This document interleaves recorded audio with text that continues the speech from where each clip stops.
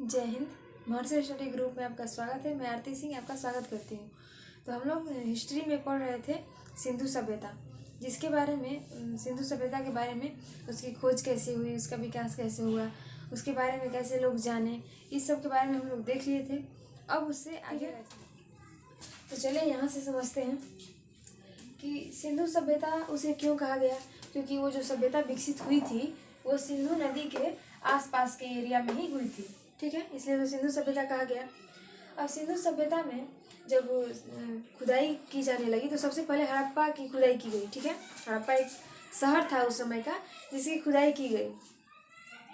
तो और वैसे ही जैसे हड़प्पा की खुदाई हुई वैसे ही बहुत सारे जगहों की खुदाई हुई जिसके बारे में हम लोग पढ़ेंगे आज। इससे क्वेश्चन पूछा जाता है कि कहाँ पे कौन सी चीज़ें मिली हैं, तो उसके बारे में देखेंगे। तो जैसे मान यहाँ पे रावी नदी है, ठीक है, यहाँ से रावी नदी निकलती है और यहाँ से चिनाब नदी, तो चिनाब में आकर रावी मिलती है, फिर आकर सिंधु में मिल जाती है। तो रावी नदी के ही तट पे था हड़प्पा, ठीक। तो हड़प्पा की खुदाई की गई तो वहाँ से क्या क्या चीज़ें मिली इसके बारे में पढ़ा जाता है। वैसे ही बहुत सारे शहरों के बारे में पढ़ा जाएगा। तो जब यहाँ पे खुदाई की गई तो देखा गया कि यहाँ पे एक बहुत बड़ा शहर निकला हुआ है। तो उसके हिसाब से अंदाज़ा लगाया गया कि उस समय के जो शहर होते थे वो किस तरह से सिस्टमेटिक तरीके से बसाए जाते थे। तो चलिए उसके बारे में भी यहाँ समझ लेते थे कि उस समय के शहर जो होते थे वो किस तरह से बसाए जाते थे। जब शहर को देखा गया तो शहर दो भागों में बटे हुए थे, यानी कि एक जगह पे दो शहर देखा गया, दो शहर बसाया गया था। एक शहर थोड़ा ऊंचाई पे होता था लेकिन आकार में छोटा होता था, और दूसरा शहर बड़ा होता था आकार में और वो नीचे होता था, ठीक है। जो ऊंचाई पे होता था वहाँ पे पुरोहित लोग रहते थे, ठीक है, पुरोहित वर्ग के लोग रहते थे। यहाँ पुरोहित का मतलब है जो उस समय के बड़े तबके के लोग होते थे, वो ऊंची शहर जो होता था वहाँ पे रहते थे। और जो निचला शहर था यहाँ पे जो छोटे लोग होते थे, उस समय के छोटे तबके के लोग होते थे, या फिर जो किसान व्यापारी ये सब जो होते थे वो बड़े वाले शहर में रहते थे। यहाँ पे जनसंख्या ज़्यादा थी, आबादी, और यहाँ पे कम थी, ठीक, ये हो गया। अब यहाँ पे ऊंचा और नीचे का क्या मतलब है, यानी कि जो नदी के किनारे ये लोग बसते थे तो नदी से ये कम ऊंचाई पे होता था और ये ज़्यादा ऊंचाई पे होता था। क्योंकि जब बाढ़ आए तो सबसे पहले यहाँ के लोगों को दिक्कत हो और जो बड़े लोग हैं उन्हें कोई दिक्कत ना हो, इसीलिए ये लोग ऊंचाई पे रहते थे, ठीक। अब देखेंगे कि जो शहर का निर्माण होता था तो वो किस तरह से होता था, यहाँ पे घर कैसे बने होते थे। तो जब हड़प्पा में ये सब देखा गया तो घर प्लॉटिंग करके बनाए गए थे। कैसे, देखिए, जो शहर होता था वो चार दीवारी से पहले तो घिरा रहता था, उसके बाद एक यहाँ पे एक मुख्य रोड होता था, ठीक है, मुख्य सड़क होता था बीचों बीच। फिर इस सड़क से बहुत सारे सड़क निकले होते थे, छोटे छोटे पतले पतले, और इन सड़कों के बीच में घर होते थे, ठीक है। ऐसे बहुत सारे सड़क निकले हुए थे दोनों तरफ, ठीक है, जैसा इधर है वैसा इधर भी होता था। अब इन सड़कों के बीच में घर बने होते थे, ठीक, और जो घर बने होते थे इस घर का मुख्य दरवाजा जो खुलता था वो इसी सड़क में खुलता था, ठीक है, मुख्य सड़क में नहीं खुलता था। किसी भी शहर में देखा गया कि उस शहर में जो घर है उसका दरवाजा मुख्य सड़क की तरफ नहीं खुल रहा है बल्कि गली में खुल रहा है, ठीक है। जबकि आजकल जो देखा जाता है तो उसका दरवाजा मुख्य सड़क की तरफ ही खुलता है। आजकल के जो घर बन रहे हैं उसका दरवाजा मुख्य सड़क की ओर खुलता है, जबकि उस समय वैसा नहीं था, दरवाजा पीछे खुलता था गली में, ठीक है।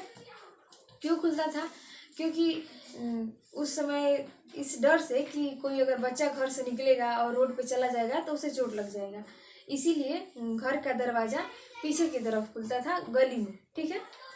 आई होप कि आप लोग समझ गए होंगे।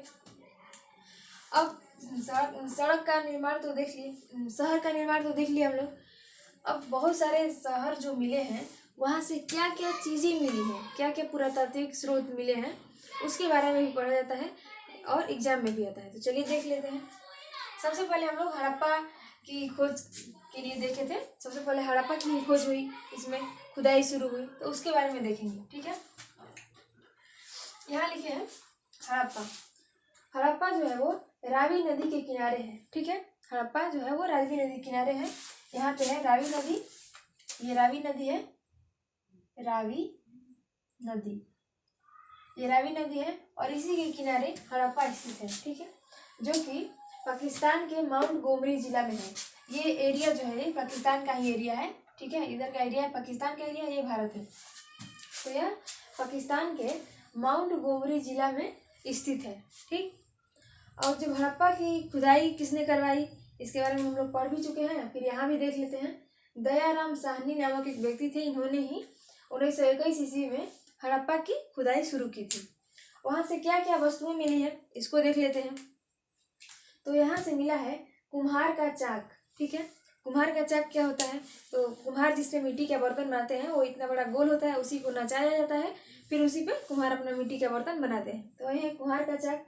फिर मिला है अन्नागार, अनाज रखने के लिए बहुत बड़ा अन्नागार मिला है। ठीक है, श्रमिक आवास, जहाँ श्रमिक लोग रहते थे, जो कामगार लोग होते थे, मजदूर, वो सब जहाँ रहते थे उनका आवास मिला है। ठीक है, वहाँ से कुछ वस्तुएं मिली है उनके काम की, जिससे यह पता चलता है कि ये श्रमिक आवास है।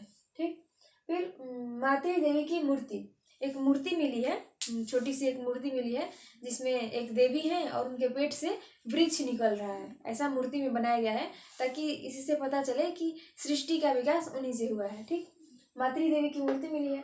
फिर लकड़ी की ओखली मिली है। ठीक है, लकड़ी की ओखली, लकड़ी से ओखली बनाई जाती थी, ओखली होता है जिसमें कुछ कूटा जाता है। ठीक, फिर लकड़ी का ताबूत मिला है, ताबूत जिसमें जो लोग मर जाते हैं तो उन्हें बंद करके और दफना दिया जाता है, ताबूत। फिर RS-37 कब्रस्तान ये भी मिला है, इससे पता चलता है कि उस समय के लोग दफन कर देते थे लोगों को मिट्टी में। ठीक, फिर मिला है हाथी का कपाल। ठीक है, हाथी का कपाल मिला है, हाथी का जो कपाल है उसकी खोपड़ी मिली है। फिर मिला है स्वास्तिक चिन्ह। ठीक, स्वास्तिक चिन्ह जो ऐसे बना होता है वो मिला है, जो कि हाथी के मस्तक पर भी लोग बनाते हैं स्वास्तिक चिन्ह, तो उसका साक्ष्य मिला है स्वास्तिक का। ठीक है,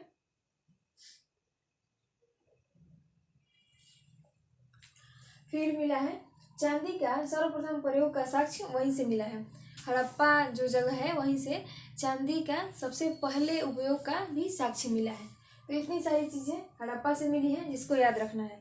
एक बार रिवीजन कर लेते हैं कि वहाँ से क्या क्या मिला है, तो इसको याद कैसे रखेंगे ये समझ लेते हैं। ठीक है, मान लीजिए कुम्हार का चाक मिला है, तो वहाँ पे लोग कुम्हार रहे होंगे, कुम्हार लोग रहते थे, अपना बर्तन बनाते थे, जिसमें से वो बड़ा बड़ा बर्तन बनाते थे जिसमें अनाज रखते थे, तो वो हो गया अन्नागार। अब अनाज रखने के लिए आवास चाहिए, घर चाहिए, तभी तो वहाँ पर अनाज रखा जाएगा, तो उसके लिए वो लोग श्रमिक आवास बनाए थे, उसी में अनाज को रखते थे। फिर मिला मातृ देवी की मूर्ति, मातृ देवी की मूर्ति को वो रखते थे।